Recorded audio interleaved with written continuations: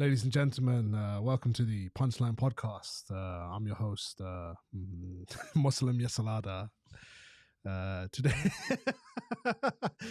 okay, do you want to take over?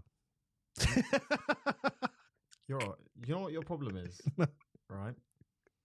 You've changed. Yeah. For the last 2 years of knowing you, you've been my sweet little autistic boy. Yeah. And today you're behaving like me. Yeah. Which is annoying me on two levels. Okay. One, you're being loud and obnoxious. And two, You realise you're a wanker. I realize I'm loud and obnoxious. Yeah. And it's like having a mirror reflection on me. And it's now making me concerned about how the rest of the comedy industry perceives me as a human being. If this is how I behave on a constant basis. It is, man. It's even worse. It's even worse in reality. You need to behave. Ladies and gentlemen, welcome back to the Punchline Podcast. I'm your obnoxious host, Farhan Solo.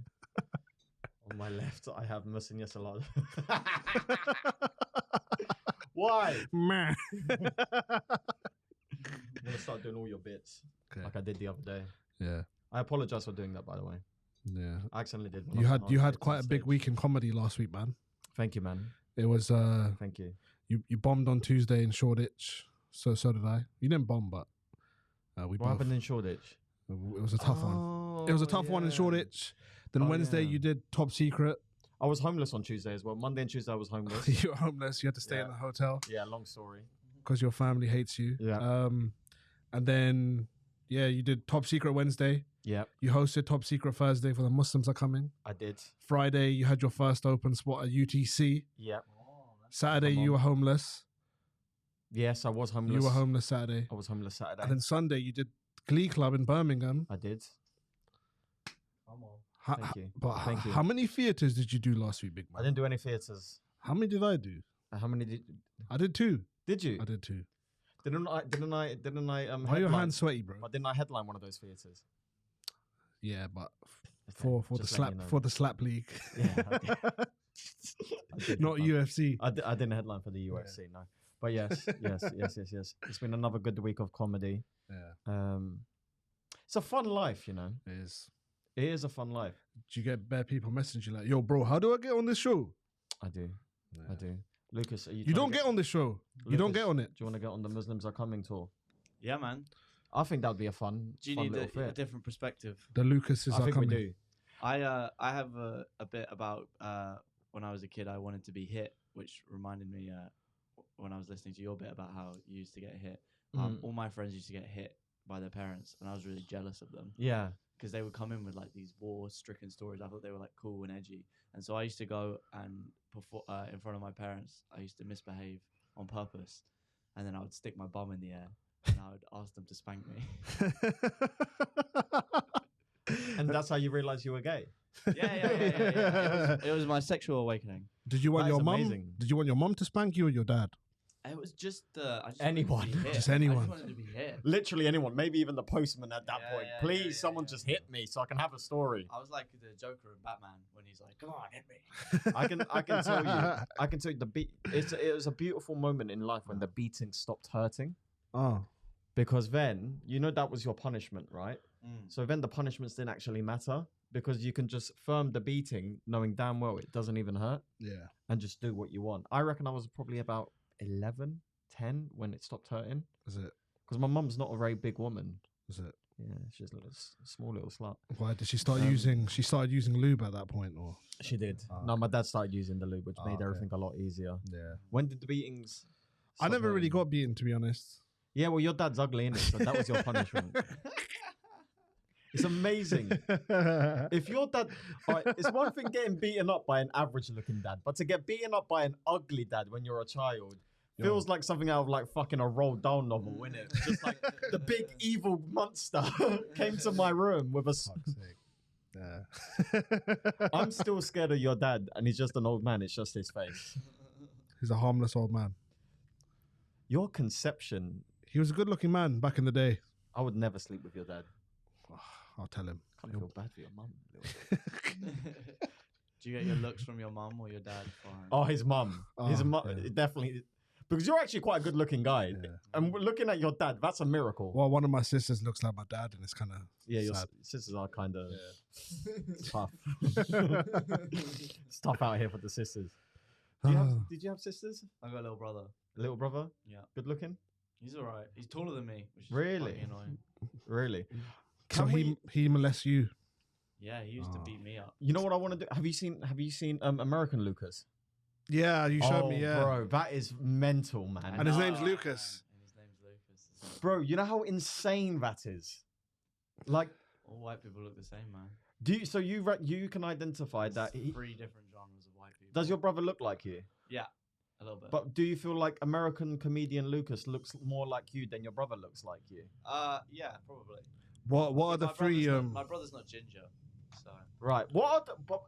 It's an insane coincidence, right? That Yeah, there's a another little bit. comedian out there called Lucas, And looks like him. who also looks like he's a similar body build and height. yeah.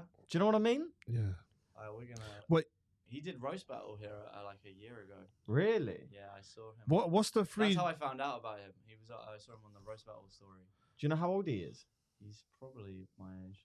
Really? Yeah, He's I don't know. smashing it. Yo, Lucas. I know. Lucas. What's I need the? to up my game. I need You to do. You up need my to be social American game. Lucas. I need to steal some of his material. You know what's a fun sketch? He's leaning into the androgynous. Here's what we stuff. do. You get in touch with American Lucas, right? And say, hey man, I'm called Lucas. I'm a comedian from the UK and we look exactly the same. Do you want to have a boxing match to settle the score? And we film it and you either go to America or he comes to you. Yeah.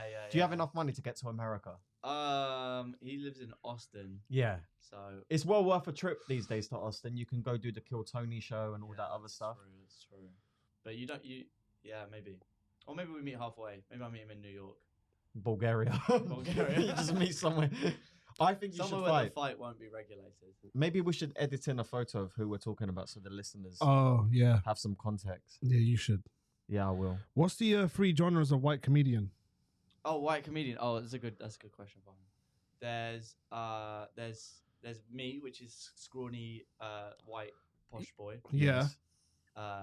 Just like sexual dysfunctions, stuff Yeah. like that. Talks Yeah. like that. There is working class, chip on his shoulder, Yeah.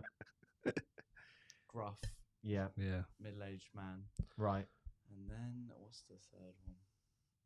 The middle class posh No, wanker. that's kind of the scrawny guy. Oh, okay. What is the third one? There is a third one. The third one would probably The- be The one who has Autistic edgelord, maybe. yeah, James Ackes. The James Ackes, the Well, babies. he's kind of a mix. Yeah. So there's you take bits from all of them, but those are the 3 different ones. Maybe the edgelords. The James Ackes, the babies shock me every time I see them Yeah. because it's scary how they don't see what they're doing. No, I know. Do you know what I mean? It's like, Yeah. how have you dedicated your life to just being a watered down version of another person? But they kill. It's so annoying. I know. Yeah. I want to yeah. kick them all in the face a little bit, kind of. I want to hurt them, kind of. All right. I want to beat them up in the street, but not really. I but think really do. we discussed enough bullshit. Thank you for your time. So, is everyone happy? Let's just go around the room and just make sure everyone's happy with their lives. Are you happy with your life? I'm content. Good, thank God. I'm okay. Yeah. Should we discuss the biggest fights of the weekend? Before we go into that, can I just say one more thing? No. Right, I'm going to say it anyway. For anyone who is happy with their life, you're lying, and we all know it. Are you lying? Oh. You look like you're lying. Why are you lying? Fucking liar. Fucking liar. All right, go on. Set it up for the MMA stuff. Go on. We might as well talk about it since it's that. So, what do you think was the best MMA product over the weekend? Oh, that's not where I Yeah. thought you were gonna go. I think it was One Championship, man. I'd say so. I think One Championship had the best product, man, because UFC was a bit dry toast this weekend. if I I'm was honest. watching it and I was like, wow. You had the you had the kickboxing, the Muay Thai co-main event with Rod Tang. That was so exciting. Then you had the grappling, that Italian nerd dude. And then obviously the main event, DJ and Maurice. And then you had, Stamp Fairtex, Sage Northcutt's back. I was like, shit, this is really exciting, man. Sage Northcutt beat up your uncle. my Pakistani uncle, yeah. He really. He got. As soon as I saw that guy, I was like, yeah, Sage. I was still wanting Sage to win. I can't lie. I wanted Sage to win. I just wanted him to see get a win. You know what the problem with Sage Northcutt is? Yeah. Because he's been so polite his entire life. Yeah. As soon as he doesn't call someone Mister, yeah. In my head I go, oh, calm down. Get back in your box, mate. Be respectful. Yeah, you're just calling him Chatri, innit? He wasn't even calling him Mr. Chatri. I mean, that was a weird bout because he got rocked by a jab and then won by submission, all in 30 seconds. It's impressive. It's a very chaotic energy for such a nice little dude, isn't it? It's impressive, man. Can I be honest with you? Yeah. I didn't get to watch Demetrius versus Moraes. Yeah, it was and I can't find the stream anywhere. Isn't it on YouTube? I tried looking. It was not that I would do that. Demetrius Johnson and Moraes. It was a good fight. It wasn't like the most exciting. Like Moraes didn't really do much. He was just trying to hold him up against the cage. What I noticed was Herb Dean was separating them a lot because Moraes was holding him up against the cage, and like he was separating way more than usual. So I was wondering, is one's rules different? I'm not sure. Like, do they want more action? So maybe I was quite interested by that. Maybe they're encouraged to keep the action. Yeah. Because, it's weird to watch the fight because you can't score, like, say, oh, this guy won round 1, round 2. Herb has been doing that a lot recently, though. Okay.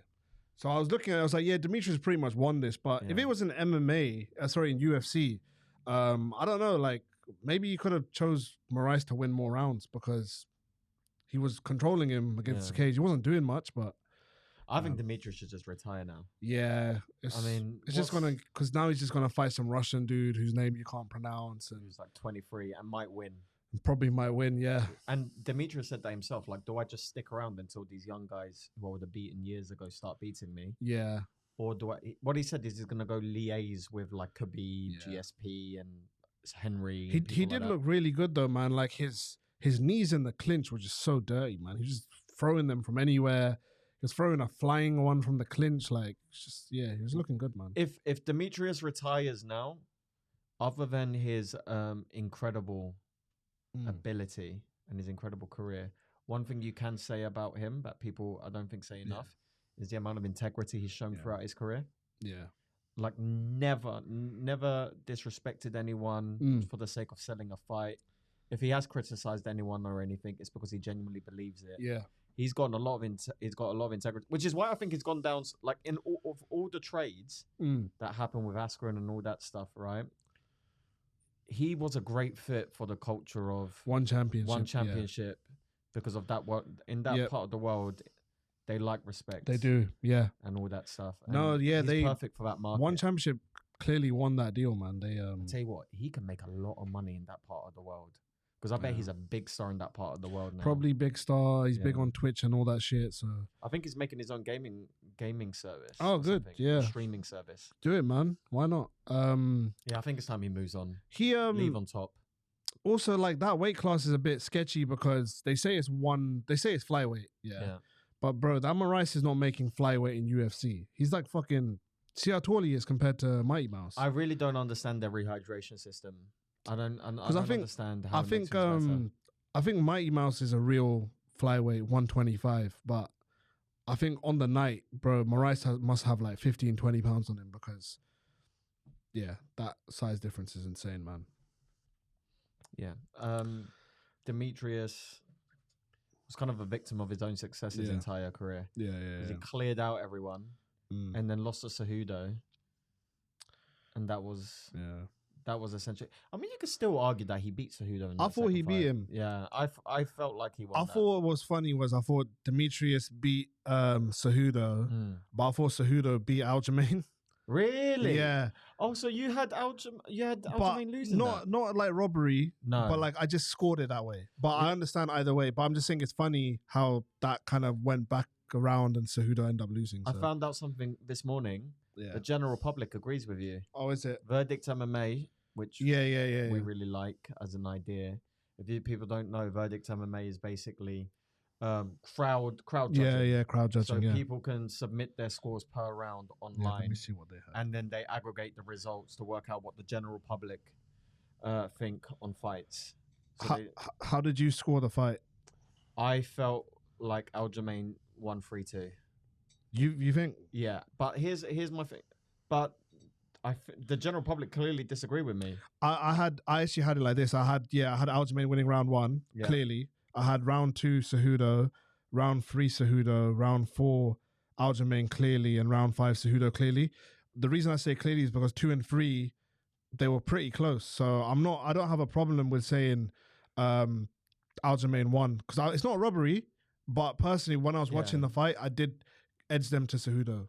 I think the commentary. Yeah, it was very biased, Aljamain. Yeah, very biased. Very. And I think that might have impacted the way I was seeing the fight. Yeah, they did, yeah. But I was watching, I was like, what are they actually talking about? Because they're like, oh, Cejudo's got to get it going in like round 4. I'm like, no, he's not. He's doing well. Luke Thomas, who we always talk about very highly on this podcast, shout out Luke Thomas, he made a very good point about why Aljamain might be getting these close decisions. Yeah. It's because of his activity. He looks very good active in front of the judges. Yeah. He's constantly, and it seems to be the pattern from Ray Longo's gym because Merab is the same way. Oh, yeah. Like, even if things aren't necessarily impactful, they're just staying busy. Yeah. Going for takedowns that don't really lead anywhere, light kicks, kicking the arms. His kicks are really good, man. They even say it in the corner. Like Ray Longo says to Aljamain in the corner, kick his arms if you have to. I don't care. Just kick something.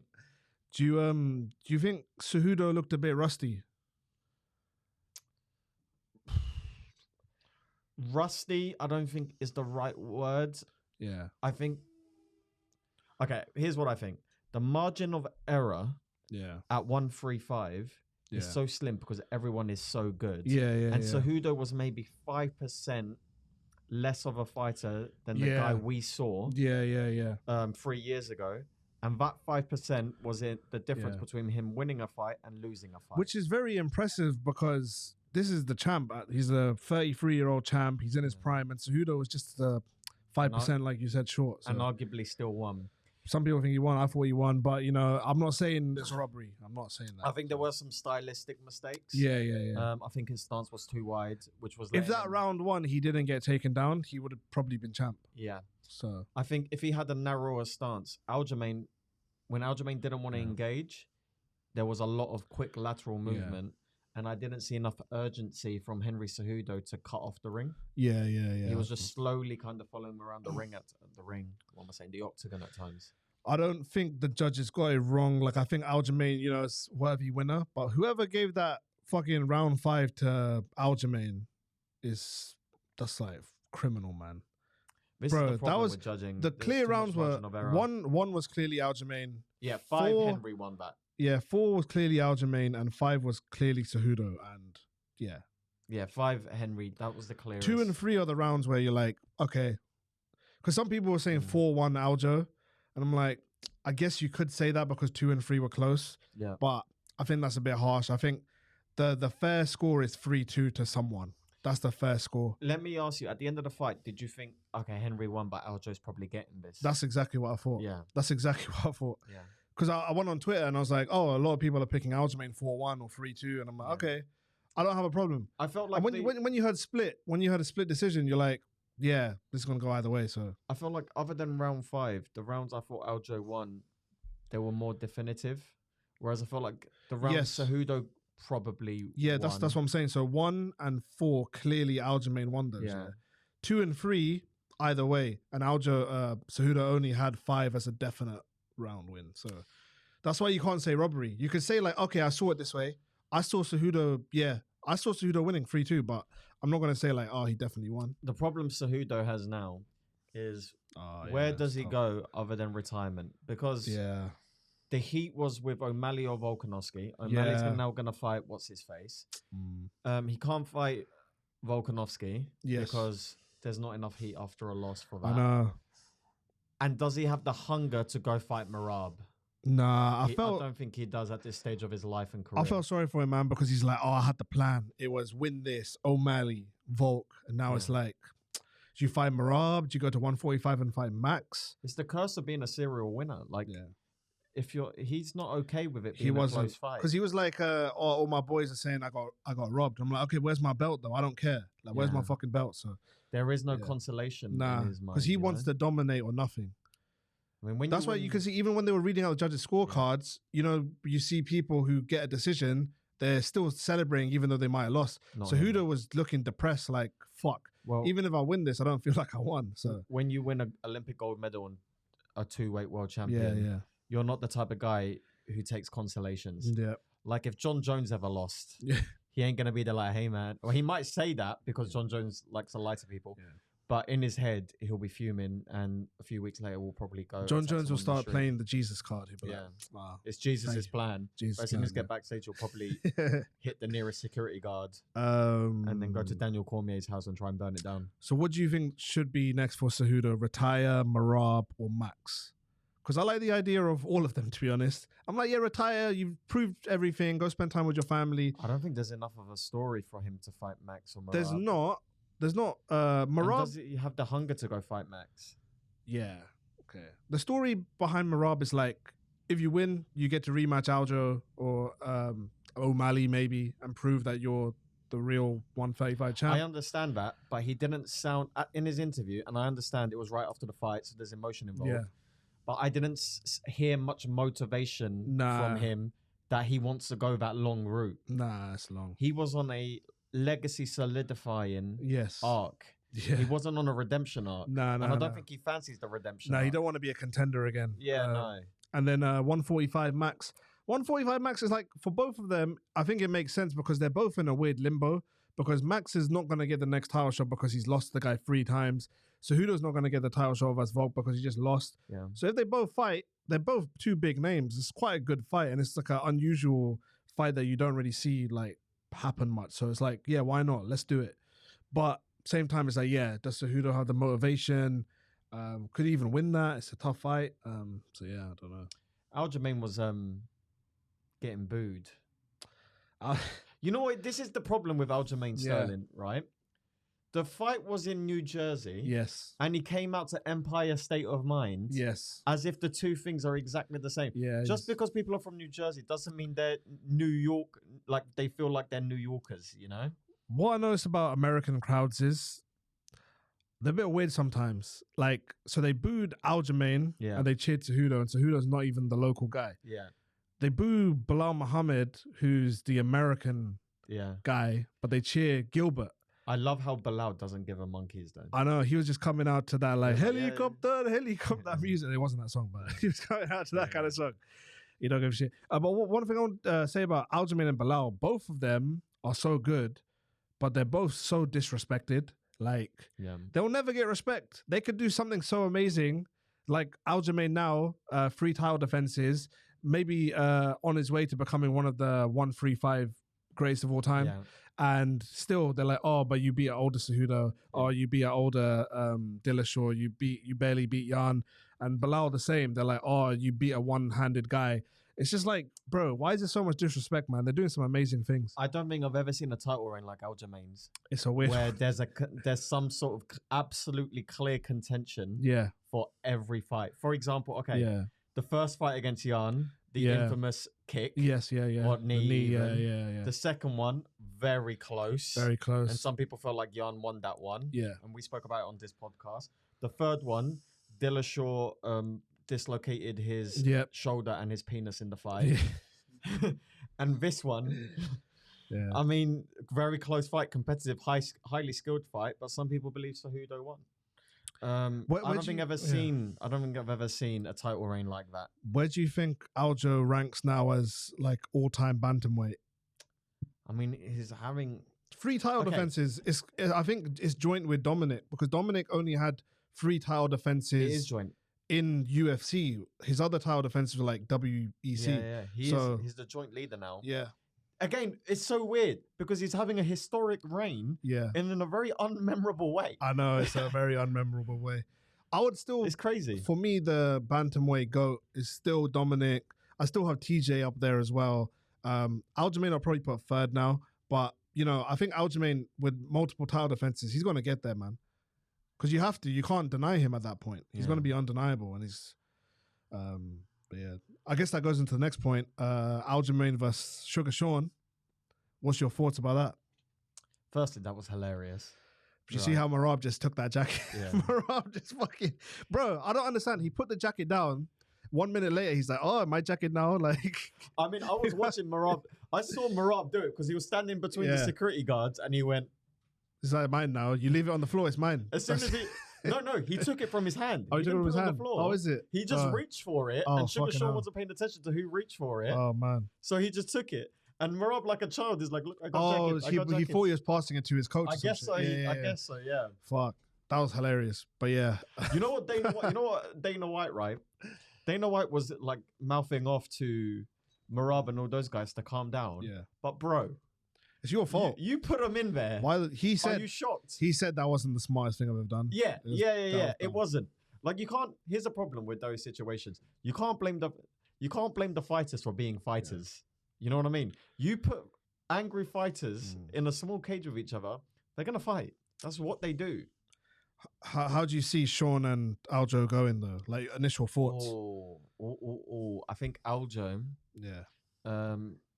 will be awkward enough Yeah. to disturb Sean O'Malley's rhythm fighting. Yeah. And if he grabs a hold of him, I think he'll have the physicality Yeah. to nullify him and make it boring. Mm. I mean, we know who has the clearer striking advantage with the hands. Yeah. If Sean can work on that takedown defense and just get him off, Aljo's just a weird dude to work out. I think it's going to be one of those ones where the champ wins, the experienced guy wins, but it's going to like Sean's going to look good, and they're going to be like, "Oh, this should be a rematch one day," and I think Sean will work his way back up and then get another title shot another day. But in this moment of time, I think I can't see Sean winning, but I hope he does. I mean, Aljo is like, if you had to like create a fighter on UFC, right, and you were doing his attributes, it's almost like you're taking the piss. Like, yeah, let's give him 99 kicks, 99 jiu-jitsu, and no hands. Yeah, it's true. It's bizarre. How many fighters have you seen where that's their two specialist things, kicks and jiu-jitsu? You know, it's a weird combination to deal with. That is weird, yeah. He's very awkward, and he's got a good gas tank as well. I need to think about that fight more before I make a decision. Initially, I just think Sean's gonna. I want Sean to win, but then you never know. Sean might get a 13-second Conor McGregor Aldo win. Who knows? Could be. I mean, it'd be fun. That would be fun. That would launch him to the moon. Sean does have the ability. He does to knock him out. Okay, so should we talk about the co-main event? Yeah, this saddened me. Belal Muhammad. Oh, I was right on both. You were right. I was right. I Fuck was you. wrong on both. I got both correct. It wasn't a good night for me. I went with the Muslim and I went with the champ. That's the two things you do.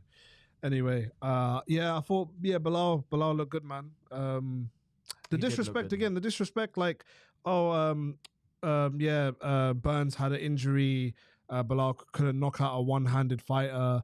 Bro, who's knocking out Burns anyway? Yeah. And who is Belal actually knocking out? So it's like, it's never going to happen. But you can admit the fight was a bit boring. It was boring, but it's not like Belal's fault. Belal did what he needed to do.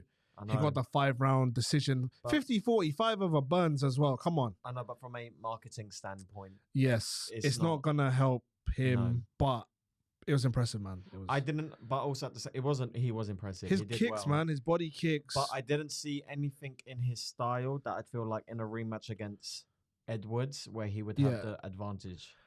Maybe not, but it's too soon to say. I'm not sure. Because is he a better wrestler than Kamaru? No. Nah. And he was good enough to negate. But he has he's got really good pressure. He's got good kicks. But if he's like standing in front of Leon, I don't know how. And in that first round, I know there was a no contest, but it was quite evident in the first round of their first fight that Edwards was. It's not enough to go off though. Also, Belal's finally reached his prime, and I'm not just going to count him out now, but I think it's going to be a good fight. I think it'll be a close fight versus Leon. I'm not sure he would win. I don't know yet. We'll have to see. But yeah. You know what I find hilarious, right? These fighters have to stop hinting to Joe Rogan to be on the podcast during their interviews. Oh, yeah. You can tell Joe Rogan hates it. Yeah. You can tell because he never responds to it. Belal. Wow. He goes, well, we'll have to talk about this more on the next podcast. It's like, all right, mate. Just have this conversation. And for Burns, I think Burns, you shouldn't be fighting 3 times in 106 days. That's a bit crazy. Yeah, I mean, injuries are going to happen like that. I don't think he went into the fight with the shoulder injury. I think He seemed to land on it. He awkwardly. landed on it awkwardly, and Belal was also just kicking the shit out of his arms the whole time. So, you know, maybe it's a factor. But that's what I'm saying. Online, they were just like, "Oh, Burns was already injured. Belal couldn't knock out a one-arm fighter." It's just like, just fuck you. Well, I mean, that's gonna when people don't like you, they're gonna talk about you like that. You know, they're gonna look for anything. I don't have anything against Belal. I think he's a good fighter. I did pick Gilbert Burns to beat him, but I don't think that makes me an idiot. I think most people did. No, most Burns. That's what I'm saying. Online, a lot of the betting experts were like, "Oh, yeah, Bilal's boring. He gets knocked out by Leon." They're just salty. They're salty that their guy that they bet on lost. Yeah. So a lot of people are salty about that, and then also they don't like Belal because they think he's boring. But bro, he's doing good things. I thought Gilbert's power threat would be enough to negate Bilal's activity level, but as soon as that injury happened, the threat went away. What I noticed about Belal as well, like he's got good chin, but also he rolls at the right time as well. He's good at rolling his head, just like Khabib, like how Khabib would just move just out of the way out of the shot. So I've just realized something. Okay. Muslim fighters have good chins because their parents beat them growing up. Oh yeah, that's Khabib good chin. They've all got Belal good chin. Islam Makhachev good chin, except that one time. Yeah. Evloev showed a good chin. Evloev, yeah. Is he Muslim though? Yeah, he is. Shavkat Rakhmonov. All good chins. Shavkat Hamza. Fighters have good chins because their parents beat them growing up. You can't knock out the Muslims, brother. Come on, brother. I'm Muslim, brother. You think, brother, my mother been beating me since I was 6 years old, brother. You think I'm scared of you, brother? This chin been tested, brother. My mother hit harder than you, brother. I got slap. No child line, brother. That is very funny. No call the teacher, brother. Yeah, what else was there? There was brother, my mother had cage in garden, brother. I fight her every weekend, brother. I fight my mother 3 times, brother. 1 time, she win by knockout. 2nd time, she win by decision. 3 times, she lost on disqualification, brother. That sounded a bit Indian, I can't lie. Hello, brother. A little bit. Actually, that's interesting. Did you see Kamaru Usman called out Hamza? Oh yeah, that's a guy who's running out of options, isn't it? Yeah. when you start calling out Hamza, yeah. No one wants to do that. That's no one's first choice. Dana said it would be at 185. Fun fight. Dana said at 185 though. Yeah, why not? Let's have fun. Did you how would Usman call him out though? What do you mean? How would he call him out? Oh right. Okay. Sorry. So what does Usman think about the? Sorry, I'm gonna start again. So I heard. So yeah. So Usman, why'd you call out Hamza? I've never liked hummus. With a bit of bread. It's got too many calories, Joe. And I'm going to take that out on Hamza Chimaev. Everyone's saying this guy's a monster. Well, I'm the monster in your dreams. The Nigerian nightmare. That's why they call me the Nigerian nightmare. Joe, I haven't had falafel in 3 years. But in July, when I fight Hamza, I'm going to dip his ass in some garlic sauce and make a wrap. And then I'm going to smother myself in chili sauce all over this smooth body. Hamza, if you're hearing this, I want you to know I smash everybody, brother. What does Hamza think of Usman call out? Brother, I didn't even know this guy could talk properly, brother. brother, you get beaten up by welterweight, brother, and you wanna come to me, brother? I smash everybody. I smash you. I smash your trainer, brother. I smash everybody, brother.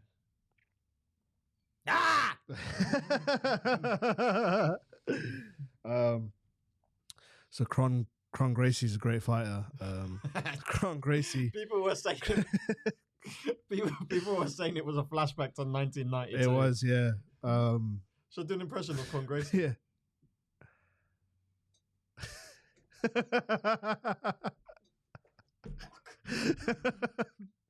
You said that he went and trained Muay Thai in That's fucking... what I thought. I swear I heard someone say he fucked off to Thailand to learn. I was wondering what he's been doing. Okay, can I just say, Yeah. right? After watching that, I think I could beat Kron Gracie in a boxing match. Fucking hell, man. It was that bad. That was tough. Do you think he'll Terrible. be allowed back? I don't think so. I saw... What's the point? He ain't beating anyone like that. I saw a really funny comment. People are going after him, man. So someone was like, Kron Gracie, next fight, who should he fight?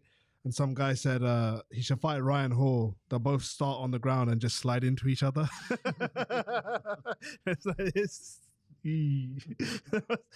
Shout out to Oceanic MMA. So that was funny. Oh my God. He's got the attitude of Nate Diaz, but the striking ability of John Anik. Oh, no. Someone said he should fight. I don't know who this is, but he said fight versus Aaron Rodgers in the woods for a bag of DMT. Do you know who Aaron Rodgers? I don't know. I think that's an NFL player. He should fight CM Punk. Someone said he got lost on his way to a jiu-jitsu tournament. Fucking Kron, man. You can't be that much of an arsehole. The sad thing and fight like that. Sad thing about Kron is, like, he's got the makings to be a big star. Like the way he looks, the way he talks, It's just weird. It's just that he just does no striking. He was doing his best Nate Diaz impression the whole time. Like, even in the face-off, he did all that shit, the kangaroo stance. Don't use that. He don't use those. He just he don't use those hands. Don't you dare. All right, Kron Gracie, don't you dare put your fist up in a face-off, right? You can't. In face-off, he should just be in guard. Like this. Put the legs up. That's how. Yeah, that's how you should face off. Fucking Kron, man. Oh God. Oh, that was dumb. It's impressive though to just have that game plan the whole fight. I was watching it and then I just started skipping over. Yeah. What else was on the card? That Diego Lopez guy looked good. Oh, that was fun. That was fun. It reminded me of when Lando Venata took on Tony Ferguson on 2 days' notice, and he looked really good. I hope he has a good career in the UFC now because he showed a lot of promise. A lot of heart, man. A lot of heart. Threatened a lot. Yeah. Against a very good striker.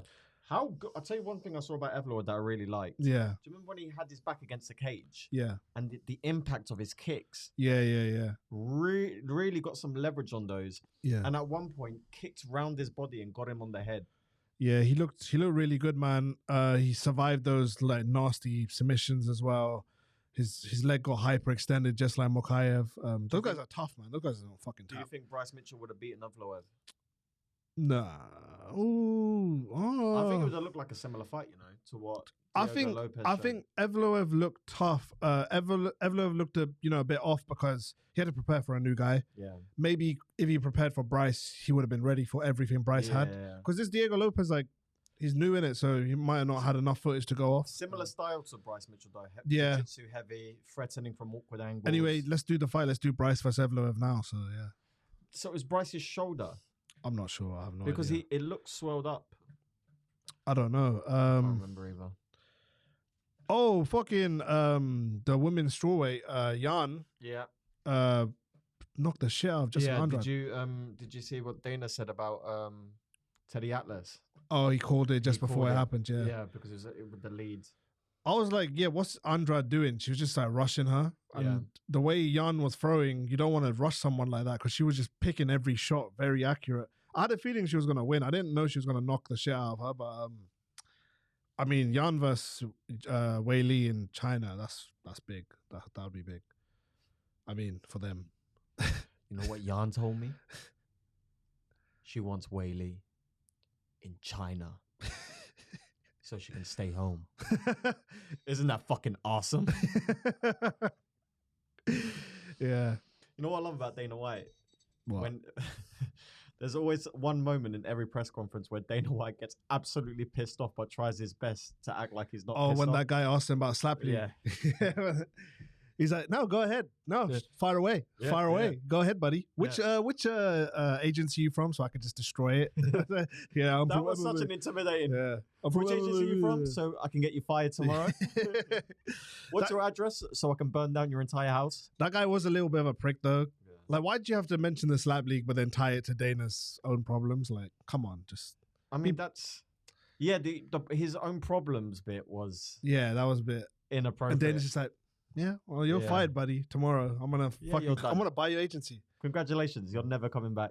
And then he's like, the slap league, the numbers are amazing. They're great. Yeah. But, I mean, the numbers are amazing because we're all watching it, thinking, "What the fuck is this?" Have you seen these videos of the slap league, Lucas? Yeah. I think we watched one here, and then they got taken he down. said something like, on social media, they're the best performing videos across all sports. I guess in one metric, like more than NBA and. The problem with these metrics is though, because you can manipulate them to look however you want, right? So for example, let's say I just had a viral video, a viral comedy video that got 2 million views. It's pretty good, but it's not going to change my career, is it? Right? No. And it doesn't mean much in the grand scheme of things on my comedic ability. But I can then turn around and say that week in comedy, I was one of the most watched comedians on the planet. And it makes it sound way bigger and more important than it does. Do you know what I mean? Yeah. Sure. Yeah. When in reality, an open micer could get 3 millions tomorrow. It doesn't necessarily mean that they're great. They just had for whatever reason, it went viral. And then for that week, they can arguably say, I'm one of the most watched comedians on the planet. Shout out AJ Rose. Yeah. That was uncalled for. I want to talk about therapy. Oh, God. What else happened? Have we reached the incel portion of the show yet? I feel like we have. No. What There's number a bit are we more. at? It's not just. There's still normal listeners here. The incels don't come in until about 47. So, one thing I want to go back to. Do you think Belal should get the next title shot versus Leon, or do you think it should still be Kobe? No, Belal should get the next title shot, but it'll be Kobe. It's gonna be. It's gonna be Kobe, yeah, because he's got the privilege setting. Yeah, there's conspiracy theories about that. Kobe. I mean, Kobe could very reasonably. Kobe called. He called Belal racist. He said, "Remember the racist Belal Muhammad. It's disgusting. Belal is a racist. Why the is he fact racist? that he said I earned something on the color of my skin because I'm white. Nobody earns that. That's disgusting that you could ever look at someone like that and point fingers and judge them because of the color of their skin.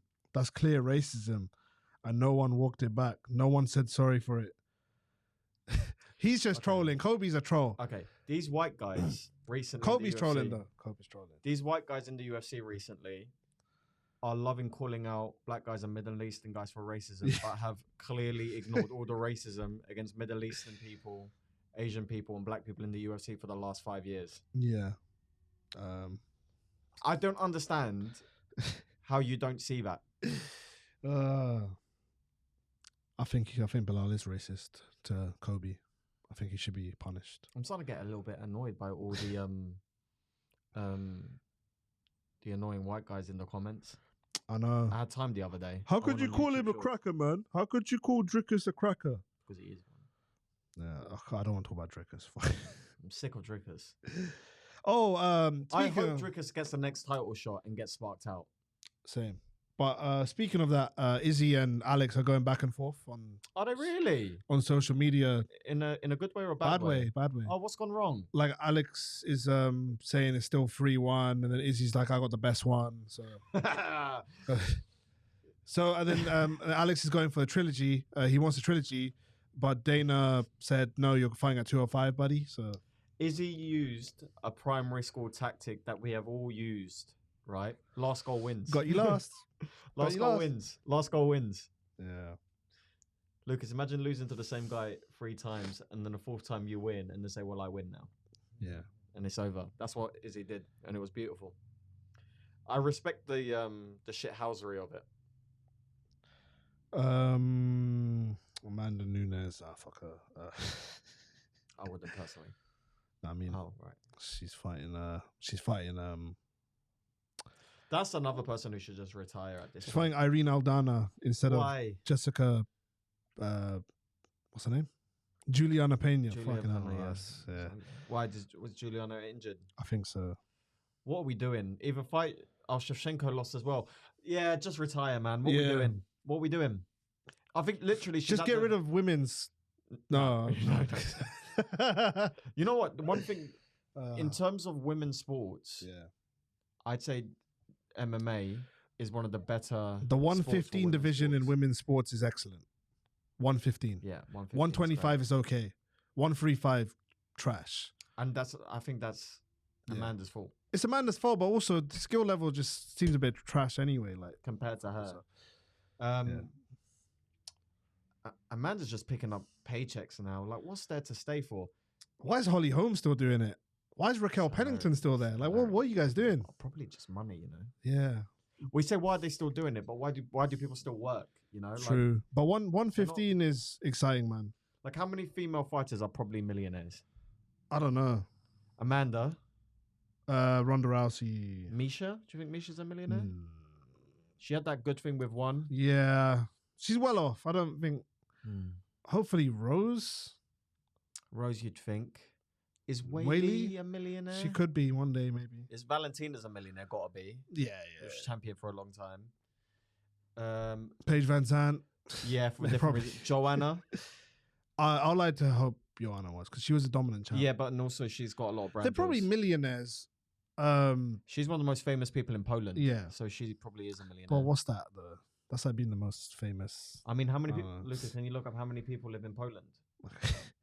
Why? And don't say 4 million like you said in Pakistan. That was so funny. I just want to say, women's strawweight is 40 million. Okay.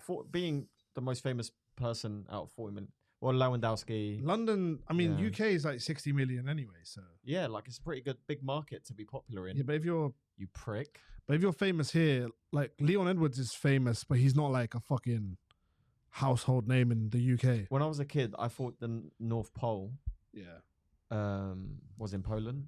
Oh, that's because you're a fucking idiot. I was. The North Pole is just one guy in Poland. It's just... Yeah. His name's Dave. Birmingham, Poland. Women's strawweight's good, man. It's like an exciting division. You see them, you're just like, they're all highly skilled. Whaley, Esparza, Rose. That's it, actually. Esparza's the world's most boring 2-time world champion. Bro. It's impressive how strange that is, isn't it? There's always like a female fighter that just wins the belt for no reason and then just fucks off, or just shit. Has Andrade ever held the belt? Yeah, of course, because she dropped Rose on her head that time. She's like the Vitor Belfort of women. She just knocks people out, gets knocked out. Yeah. In, out, shake it all about. Okay, what else we got?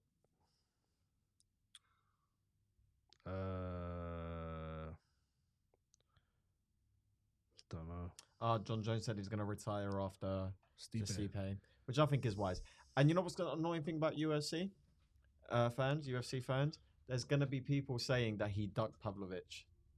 After a storied career beating God knows how many world champions, it will never be enough.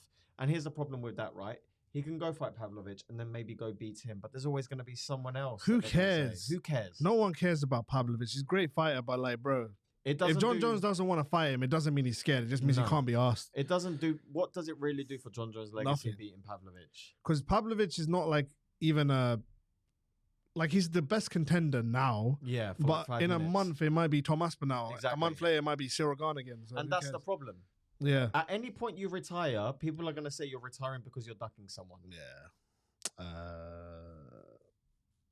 Like McGregor, like people complained that Habib was ducking the whole welterweight division. I mean, I don't think he was ducking the whole welterweight division. I don't think so either. But I feel like he probably should have. It was like the move that made sense. I think what's Dagestani fighters are pragmatic and risk averse. They like to have control over variables. They don't want to do that. Yeah. Shit. Which is a clever way to approach fighting, really. So you heard Ngannou's having trouble getting a deal. Yeah, but again, Luke Thomas made a very good point about this. Yeah. You don't believe anything promoters say about this situation because they're always going to tell the story that's as most beneficial for their side of the argument. Yeah. Where do you think Ngannou should go? Because I think PFL seems like a good fit. PFL makes sense. I think I would like to see him in one championship, man, because I just like their product. Might be buying Bellator. Oh, really? Yeah. Bellator is like a weird one because they probably do have the best fighters outside the UFC, but it's not run well at all, man. I think for any of these promotions to get closer to rivaling the UFC, there's going to need to be some mergers. Yeah, PFL Bellator merger would be nice. In other industries, this is what happens. To gain a bigger market share, two companies merge, right? PFL's PFL's looking really good, man. Like the way they, put on events, the product's really nice. Yeah, them with Bellator would be good. There was, I don't know if this is true, but apparently Ngannou was asking for a stipulation in his contract where his opponents couldn't earn less than a certain amount. Oh. So he was trying to get more money for all of his opponents. Oh, that's tough. Yeah. It's nice, but it's tough. The problem is a lot of these things are hard to negotiate because no one's ever asked for those stuff. It's probably because he's like, no one wants to fight me for like 10 grand because no one wants to get knocked out by me. So give them something to get knocked out by me. It's a good way of thinking about it. Yeah. I love that Ngannou's thinking, I'm ruining people's lives by hitting them with these. Yeah. They should get paid for it. Yeah, exactly. That's why. It's a good way of thinking about it. I'm not going to get knocked out by Ngannou for 10 grand. Come on, man. No, fuck that. But yeah, it's like UFC is still the monopoly in MMA, but everyone else is doing good. Like Bellator, I mean, you can say, it's not the best run product. Yeah, I mean, One Championship's doing really good. The UFC, there's two sides to the argument, right? One, you can say the UFC's success helps grow the market, which means there's a revenue boost for the other organizations. At the same time, you can say the UFC has a monopoly over the market, which has a stranglehold, which doesn't help the other organizations compete, right? So you got two sides to that argument. Yeah. I think one thing is also UFC put on so many events now that some of them are just complete dog shit. And then when you see something like BKFC with Mike Perry and Luke Rockhold, or you see One Championship with all those different skills and Rod Tang is fucking exciting, you're like, sometimes One Championship is better than UFC. But then UFC will put on a big fuck off card with like John Jones and fucking everyone on it. And then you'll be back like loving UFC again. So I think just UFC, they've done so many events now. It's just like, do we really need like fucking Rosenstrike versus whoever he's fighting on Saturday? Do we really need these main events? So. Every now and then the UFC flex their muscles to remind everyone who they are. And then they'll do a massive press conference and highlight 3 monster pay-per-views. If you really think about it, UFC in this first half of the year, it's only May. In that time, they've put on Volkanovski versus Islam. John Jones was back. Leon versus Usman. Adesanya versus Pereira. Cejudo, Aljamain. And then, so many good other fights. Belal versus Burns. Like, it's been a crazy first half of the year, man. Where is Hamza? This is getting annoying. We're wasting this guy. We're wasting him because when he first started, we're like, oh, this guy's going to fight 3 times a week. Like, what's going on? And now it's like he's not even fighting. Like, Burns has fought twice since they fought. The Donny he sent to space in Russia is doing really well in the UFC. That guy, what's his name? He had a really good knockout on the weekend. Like, that guy's a monster, and Hamza sent him to space. What was his name, bro? I forgot his name. It's hard to pronounce, probably. Fuck's sake. Hamza Chimaev. Okay. Fuck, man. Why don't you remember his name, bro? Okay. Ikram. Yeah. Ikram. Let's go with Ikram. Yeah. Yeah, Ikram's doing really well, man. That knockout over Phil Hawes was filthy, man. Yeah, but we need to get Hamza back in there. Yeah, Hamza. Fuck what that he's guy got up. is mental. What with like you. This is so jarring when there's like a huge star and you just don't get to see him for whatever reason. And especially when you're not a champion, because he should be fighting 3 times a year right now. Yeah. But he's not. Like, people don't realize he's still learning. Yeah. Really. He's just that good. So what I understand from Hamza is that, first of all, I'm hurt that he's not fighting at 170 because he made it to the top of 170. Yeah. And he should be getting a title shot. But Dana's saying, no, he has to fight 185. But then 185, Izzy is, he just beat Alex. Drickus is fighting Rob. I thought Hamza was going to fight Rob. So Hamza doesn't really have a fight now, even at 185. So I guess you have to do Usman maybe. But Usman's not even a real 185er. What are the chances Hamza doesn't fight this year? I don't know. That'll be sad. That'll be tough. Because we're approaching. No, I the think mi- we're I think approaching the you. middle of the year and there's nothing announced. No, I think he's gonna. I think what they're gonna do is they're gonna do Hamza vs Polo in Abu Dhabi, Yeah. and it'll be an exciting fight. I think Hamza will get the win, and then probably just a title shot straight after that. Comes up to Maulin. I think he will. Paula Costa. I think he will. I think bare minimum, he might not be fighting in July or August, but he's gonna fight in Abu Dhabi. He has to. It's the one that makes sense. So he'll be back. Okay, man. I think that's it, bro. Oh, do you see Conor McGregor like fucking? Conor McGregor's being weird, man. Why is he showing out to BKFC? Hopefully he got paid for that. Squaring off with Mike Perry, and then he's criticizing Cejudo online. Do you see what he's? Because Cejudo said McGregor, he was teaching him boxing form, and then McGregor did a video like, basically making fun of Cejudo. So yeah, I mean, I've lost interest in the McGregor stuff. I think if you're going to be retired, just be retired. And then he's giving Ryan Garcia advice as well. He just turns up to events. He just on a mad one, says stuff, and then leaves. No, he shows up, shadow boxes in the crowd for a bit, then leaves, yeah. Says some wild shit, then leaves, yeah. I love McGregor's confidence where he gives world champion professional boxers boxing advice. That was mad. It's endearing, isn't it? Right, okay, I think that's that. Shall I do my closing remarks? Go on. Okay, we've reached the end of the podcast.